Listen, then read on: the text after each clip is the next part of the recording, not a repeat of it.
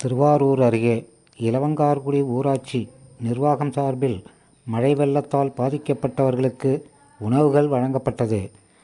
திருவாரூர் மாவட்டம் கொரடாச்சேரி ஒன்றியம் இலவங்கார்குடி ஊராட்சி பகுதியில் புரவி புயல் காரணமாக கடந்த ஒரு வாரமாக பெய்த கனமழையால் மேலத்தெரு, செந்தமிழ் நகர், காந்திபுரம், ஜிஆர்டி நகர், காமராஜ் நகர் உள்ளிட்ட பகுதிகளில் உள்ள வீடுகளைச் சுற்றி மழைநீர் சூழ்ந்தது.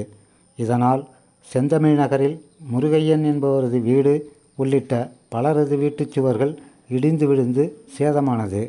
மேலும் மேலத்தெரு பகுதியில் உள்ள வாய்க்காலில் வடிகால் வசதி இல்லாததால் அப்பகுதியில் மழைநீர் குளம்போல் தேங்கியது.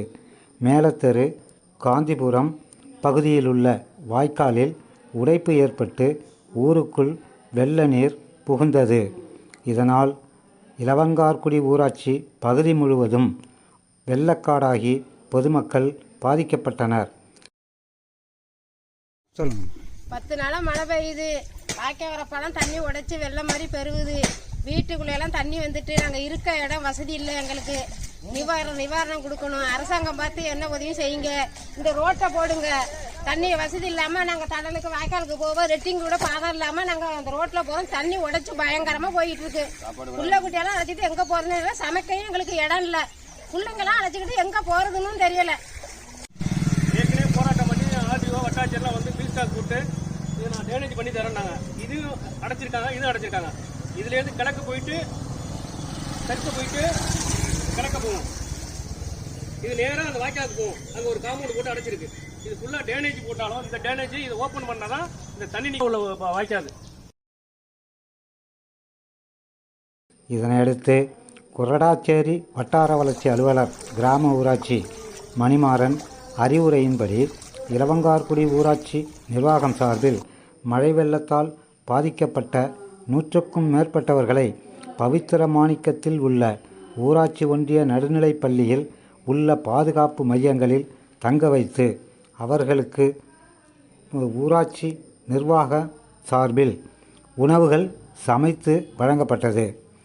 இதில் ஊராட்சி மன்ற தலைவர் ராஜ இளங்கோவன், துணைத் தலைவர் சண்முக பிரியா ஐயப்பன், ஊராட்சி செயலர் டி கலையரசன் உள்ளிட்ட வார்டு உறுப்பினர்கள் மழை வெள்ளத்தால் பாதிக்கப்பட்டவர்களுக்கு உணவுகளை வழங்கினர்.